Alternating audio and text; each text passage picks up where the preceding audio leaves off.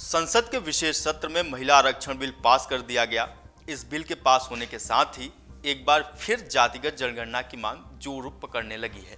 कांग्रेस नेता राहुल गांधी ने लोकसभा में कहा कि मैं महिला आरक्षण विधेयक के समर्थन में हूं, लेकिन यह ओबीसी आरक्षण के बिना अधूरा रहेगा।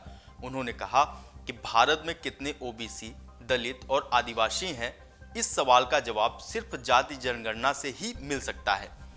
राहुल गांधी ने केंद्र सरकार पर निशाना साधते हुए कहा कि जातिगत जनगणना के आंकड़े जारी किए जाएं, नहीं तो वो कर डालेंगे। लोकसभा में राहुल के इस बयान से पहले 28 विपक्षी दलों के गठबंधन इंडिया ने देश में जातिगत जनगणना कराने की मांग की थी। भारत में जातिगत जनगणना की मांग कोई नई नहीं है। दशकों से अलग अलग पार्टियां इनकी मांग करती रही हैं। जातिगत जनगणना का मकसद भारत में अलग अलग जातियों की संख्या के आधार पर उन्हें सरकारी नौकरियों में आरक्षण दिलवाना और जरूरतमंद तबकों या समुदायों तक सरकारी योजनाओं का लाभ पहुंचाना है। आपको बता दें कि साल 1931 में आखिरी बार जाति के आधार पर देश में जनसंख्या हुई थी। उस वक्त भारत की 52% आबादी ओबीसी समुदाय थी। इसके बाद कांग्रेस के नेतृत्व वाली यूपीए सरकार ने साल 2010-11 में देश में आर्थिक, सामाजिक और जातिगत जनगणना करवाई थी। SECC का डेटा 2013 तक जुटाया गया, लेकिन इस डेटा की फाइनल रिपोर्ट तैयार होने से पहले साल 2014 में सरकार बदल गई और उस डाटा को कभी भी सार्वजनिक नहीं किया गया। ठीक इसी तरह कर्नाटक में भी साल 2015 में जातिगत जनगणना करवाई गई थी, लेकिन इस जनगणना के आंकड़े आज तक सार्वजनिक नहीं किए गए। ऐसे में देश में अगले साल लोकसभा चुनाव होने वाले हैं। एक तरफ विपक्ष बार बार इस मुद्दे को उठाकर भारतीय जनता पार्टी पर दबाव बनाने और दलित पिछड़े वोट को अपने पक्ष में करने की कोशिश कर रही है, तो वहीं दूसरी तरफ भाजपा इस मुद्दे से बचने की कोशिश में लगी है। माना जाता है कि भाजपा को डर है कि चुनाव से पहले इस तरह की किसी जनगणना से अगड़ी जातियों के उसके वोटर उससे नाराज हो सकते हैं। इसके अलावा इस जनगणना से भाजपा के हिंदुत्व की राजनीति को खतरा है।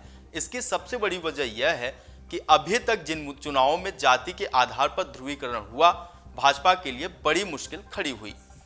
भाजपा की मुख्य दुविधा यह है कि चुनाव में बहुमत पाने के लिए उसे पिछड़े, अल्पसंख्यक और वंचित समाज के वोट के साथ ही फॉरवर्ड क्लास यानी कि अगड़ी जातियों का समर्थन भी होना चाहिए, और इसलिए पार्टी अगली जाति के वोटरों को नाराज करने से बचना चाहती है। आपको बता दें कि मंडल कमीशन के बाद देश की राजनीति में क्षेत्रीय दलों का उभार काफी मजबूती से हुआ, खासकर बिहार और उत्तर प्रदेश में। बिहार में आरजेडी और जेडीयू, तो यूपी में सपा ने ओबीसी के मामले को उठाया और इन क्षेत्रीय पार्टियों को ओबीसी वोटरों का जमकर समर्थन मिलने लगा। मौजूदा वक्त में इन क्षेत्रीय पार्टियों को राज्य के ज्यादातर ओबीसी वोटर समर्थन देते हैं। 2014 के लोकसभा चुनाव के बाद तस्वीर बहुत बदली है। भाजपा ने भी ओबीसी जातियों का मजबूत चक्रव्यूह तैयार किया है। प्रधानमंत्री नरेंद्र मोदी खुद को भी ओबीसी बताने से नहीं चूकते हैं। यही वजह है कि भाजपा उत्तर भारत के कई राज्यों में ओबीसी का वोट पाने में लगातार कामयाब हो रही है। यूपी में भाजपा के पाले में गैर यादव ओबीसी और गैर जाटव अनुसूचित जातियां हैं। यही कारण है कि भाजपा जातिगत जनगणना के मुद्दे पर खुद को सामने नहीं ला रही है। भाजपा को डर है कि अगर देश में जातिगत जनगणना होती है तो विपक्षी पार्टियों को नौकरियों और शिक्षण संस्थानों में ओबीसी कोटे में बदलाव करने के लिए सरकार पर दबाव बनाने का एक मुद्दा मिल जाएगा। एक रिपोर्ट की माने तो पिछले 10 सालों के आंकड़े को देखें तो पाएंगे कि धीरे धीरे ही सही, लेकिन भाजपा को ओबीसी वोटरों का भी समर्थन मिलने लगा है। रिपोर्ट के अनुसार साल 2009 में हुए लोकसभा चुनाव में भाजपा को 22% ओबीसी वोटर्स ने वोट दिए थे, जो कि 10 साल यानी कि 2019 में दोगुने हो गए। देश में ओबीसी जनसंख्या का आखिरी डेटा साल 1931 में की गई जनगणना का है और इस साल 100 साल पुराने डेटा के मुताबिक भारत में 52% आबादी ओबीसी की है। ओबीसी की आबादी किसी भी राज्य में 45% से कम नहीं है। यहां तक कि कुछ राज्यों में ये संख्या 60% से भी ज्यादा है। ऐसे में चुनाव से पहले जातिगत जनगणना होती है और देश में ओबीसी की असली जनसंख्या सामने आती है, तो इस नए आंकड़े के आधार पर ओबीसी की केंद्रीय सूची को भी संशोधित करना पड़ेगा। इसके अलावा पिछड़ी जातियों को मिलने वाला 27% आरक्षण को ओबीसी की आबादी के हिसाब से बढ़ाने की मांग भी की जाएगी। विपक्षी पार्टियां यह मुद्दा उठाकर भाजपा पर दबाव बनाने और पिछड़े वोटर्स को अपने पक्ष में करने की कोशिश कर रही हैं। भाजपा में जनगणना की शुरुआत ब्रिटिश शासन के दौरान साल 1872 में की गई थी। 1872 से साल 1931 तक अंग्रेजों ने जितनी बार भी जनगणना कराई उसमें जाति से जुड़ी जानकारी को भी दर्ज किया गया। देश आजाद होने के बाद जब साल 1951 में पहली बार जनगणना की गई तो उस वक्त सिर्फ अनुसूचित जाति और अनुसूचित जनजाति से जुड़े लोगों को जाति के नाम पर वर्गीकृत किया गया। उस वक्त से भारत सरकार ने नीतिगत फैसले के तहत जातिगत जनगणना से परहेज किया है।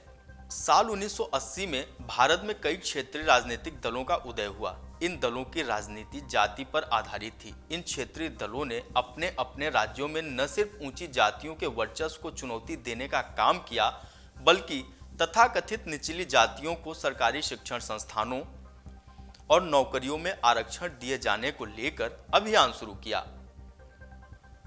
भारत सरकार ने साल 1979 में सामाजिक और शैक्षणिक रूप से पिछड़ी जातियों को आरक्षण देने के मामले पर मंडन कमीशन का गठन किया।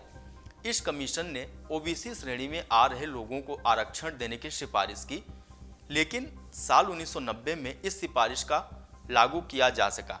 इस आरक्षण के बाद देश में सामान्य श्रेणी के छात्रों ने विरोध प्रदर्शन शुरू कर दिया।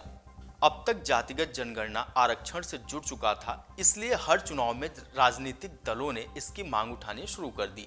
साल 2010 में सांसदों की मांग के बाद सरकार देश में जातिगत जनगणना कराने के लिए राजी हुई थी।